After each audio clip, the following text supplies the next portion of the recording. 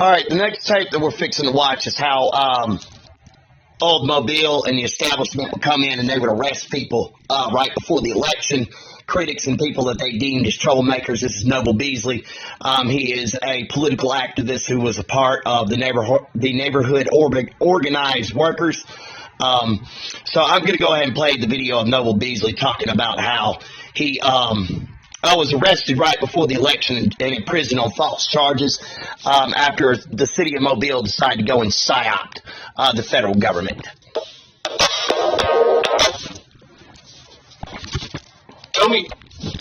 So he wouldn't pull that over on them no more. They came and got Beasley before today on the eve of the next election. Was that the arrest, you mean? Yes. Yeah, it was the arrest. What's the arrest? Yeah. And you still think you were set up? Oh, yeah. No doubt about it. The court set him free. I never had that. The first time the court set me free, every time I've ever been arrested, we didn't have one law enforcement officer in jail. No police said I did anything. They would always find somebody from out of town or somewhere to say they know me and something happened. We found out, we checked the record. These guys were bad to the bone. They had cases on top of cases. One guy had cases in 3 states. He gave him life without parole. He testified against me. They turned him loose. And they gave him cut to 5 years. And after they cut to 5 years, then they completely dismissed the indictment. And I got the papers to prove it. So you were set up by snitches? Yeah. These snitches had already done time. The lady here working in her car, she has the FBI records of the neighborhood organized structure. But what happened, the IRS is who came and got him. But the FBI records show that for the past 7 years they had followed him day and night in the air and on the ground. They couldn't find nothing, and they sent that report to Hoover, dead Hoover. Okay, the IRS for the same period of time, so when they found a man doing 3 life sentences in jail that can testify that he did sell no business, some drugs, and that's what they sent him to prison for. No evidence, just on the word of a person that they got out of jail. But the FBI said, we've been in the air, we followed this man every day, we found nothing.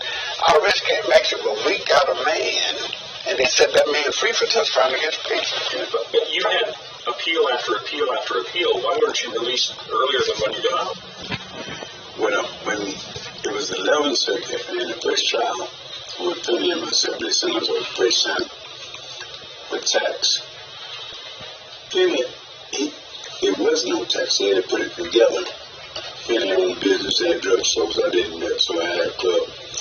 And in my club, they closed down for tax. And the next couple of days, we got a lawyer to find out I had overpaid tax. They had to give me my money back. That was the first time we went to tax deal. And the next thing, then they had borrowed, that was bank money that they had borrowed. Then they didn't have a tax case. They just use what they can to stick you up if you get by good, if you don't use stuff. But once you get down and find the walls, it's hard to get out. It's easy for them to put you in. And you file motions, and I got a stack of them. I think I had a motion in the court about every 3 or 4 months. Sometimes they say they didn't receive it. It was lost in mail. I had to start sending all my mail out, register receipt report. He ain't get it back. It cost me about $6 or $7 to keep up with the court. They wouldn't give them a hearing. They wouldn't give them a hearing. Then they would give it a hearing. One judge, one would pass it to the other one, and the next one would pass to the other one. And this is statute of limitations. But, oh man, I went through it, but I got all those papers now. But the killing part about it, in the South State, you've seen about what happened. We had the 5th Circuit in the first case. In the 5th Circuit, we got law. It was turned off completely. And the Supreme Court right away. And the 11th Circuit is different. Not just for me, but a lot of people. And they stalled, and the courts work with courts. So you go into the court, this is like me telling you, say, man, you part of this. And once you're in, You just in. So you're saying that you never dealt drugs? No, I never did drugs. And they have never put 1 ounce of drugs on the table to accuse him for. They always got him for conspiring. No one has ever testified. Nobody in City Mobile, no police officer, no citizen in City Mobile said they purchased drugs from Mobile, from Nova Beasley. No police officer said they've ever seen any drugs. The federal agents who followed him, they didn't have any drugs. They went and got somebody out of jail that said, oh yes, I remember selling them some drugs. So there's no evidence of him. They always got him on conspiracy. They never indicted him for having drugs. They indicted him for conspiring on conspiracy, which means you can take hearsay in the court, send a citizen to prison for. Okay, let me stop this video because they use the same tricks over and over again. They'll go lie to the federal government. They'll submit false evidence. As you see here, this is the testimony of Noble Beasley and Councilman Fred Richardson recounting the false imprisonment of Noble Beasley. And I greatly thank Fox10 News for taking the courage to do this interview before Noble Beasley had died. Noble Beasley was a peaceful activist. And, this old establishment that runs this town, they'll kidnap people, they'll murder people, they'll lie. It ain't nothing but an old dictatorship. That's all it is. Let's continue. The rest of their life on hearsay, and that's what they use. And they're always going to be crack. Always. Hearsay. Supposedly he did this. Supposedly he did that. But I have videos of them talking and doing mass harassment. It's always supposedly. So, yeah. The person in jail is not going to say, I sold him powder, because you can't get much time for that. Okay, this is not saying that they're trying to frame me with drugs. That's not what they're doing. They're trying to create a mob of witnesses, which are nothing more than pathetic liars who are carrying out the harassment against myself. If you're going to carry out a harassment campaign, you don't pay people and organize everyone into a mob because they can be called in as witnesses against you. Just saying, and plus they're where everybody knows about it, so that's not smart either. Without the one ratio between crack and powder, you get 100% more time on crack than you can on powder. So it was crack. So how much you think it was? Then the person that's already in jail, they don't want to say, but I sold him so many ounces. So when Congress went back and they reduced the ratio from 100 to 1 to 10 to 1. So all of those people that had been sent to prison with a 100-to-1 ratio, they had to recalculate to say that these people should have been out because the ratio is too high. It's a bunch of foolishness.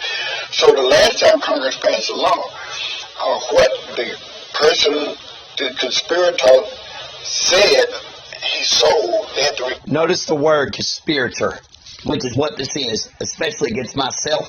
It's conspiracy. How is it that someone can try to kidnap someone off of probation, provide the evidence, nothing done about it? How is it that a Nazi photo can be sent from to our city, which anyone can back up to Twitter and can see this Nazi profile, not Fred Richardson posting pictures of Adolf Hitler, and a guy in toilet paper throwing up his right hand saying, oh, hell no, they can easily be backed up out of Twitter's database. Why is nothing being done about this? Why is nothing being done about our councilmen being threatened with troll profiles with all the terroristic threats online committed by these fake profiles? Nothing is done with it. Nothing will be done with it. I'm showing you the truth of what is going on here. You can look at my YouTube and you can figure out pretty quick like what's going on. Calculate that. When they recalculated that, they couldn't hold him. They had to let him go. So we got with. I have not committed any misdemeanors or felonies. I would be stupid to do so. There is also no police report that has been filed. I've been in and out of Florida my whole entire life. There has been no police report filed against me in Mississippi, Florida, the state of Tennessee, the state of Georgia, and also what's the other state that I went to? Arkansas. There has been no person in any of these states that has ever said Dustin Nicholas French is dangerous until the elections. That's whenever all this nefarious crap started. So, with that said, why is it that after the election, all of a sudden, Dustin French is dangerous? All of a sudden, oh, we got to take this guy down. Okay? It's not the truth. It's not reality. And I tell anyone to pray to God about it, and he will reveal it to you. And if you don't pray to God and let him reveal it to you, guess what? You know that you're a liar, and you know that you're telling lies, and you know that he's going to tell you the truth, which is a fact. Why am I the only political critic against Sammy Simpson? Tell me that one. The parole officers, people on the parole board in Montgomery and Atlanta, and they told the people here in Mobile, turn him loose, and I went and got him. Now, you have to admit, at the time, in terms of politics, you must have had the establishment really scared, inviting people. Listen to this next question.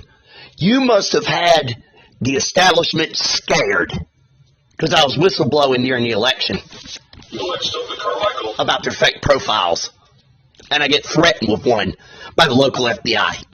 Shut up about Jimmy Barber, or you will catch a case. You will, that's a promise. You will catch a case. We'll frame you. We'll lie about you. We'll do whatever we want. Shut up about local law enforcement. What they're saying. You think that's what the act of terrorism is to coerce the citizen, and I'm going to post the link to the FBI down below, and how they define acts of terrorism. The old term is the government using violence against the public. And so guys, I'm not accusing anyone in the federal government of being a part of this. You're the victims with me. Mobile has psyopted, lied, repetitively lied, submitted fake evidence. They lied, and they lied, and they lied, and they lied. So all of you that's in this with me, aside from Mobile, we're all the victims in this, and I'm tired of it. I'm sick of it. You're the victims with me. This is witness testimony that they've been doing this for multiple generations. The federal government is not the bitch of, the federal government is not, excuse my French, a bitch of the city of Mobile. City of Mobile is majorly corrupted and needs to be cleaned up by the governor and the attorney general. You on their radar? No, I tell you what put me on the radar in 1968. I was from Dixiecrats, but really put demonstration, and nobody could. And in fact, every organization in Mobile, black organization, was most of them. They had connections through the organization to down, but now is the only organization that they can touch. It was for the community. And we wouldn't, never would we meet one-on-one. Everywhere we go, there'd be 2 or 3, and they wouldn't change. We had to go. So what they did is say, now I got to go, I had to go. But my first trial, I think it was Lordy. I'm going to end this right here, because basically what's going on here is that YouTube says that we can use clips for evidence-based reasons, and I'm keeping that a clip. I'm obeying YouTube's policy, and I want everybody to watch this fully from Fox10. I'm obeying YouTube. Listen, to meet the reasonable bar of suspicion, if you get threatened with a kidnapping attempt, which we did report to the FBI because we don't know who this fake profile is, it could have been a foreign adversary for all we know.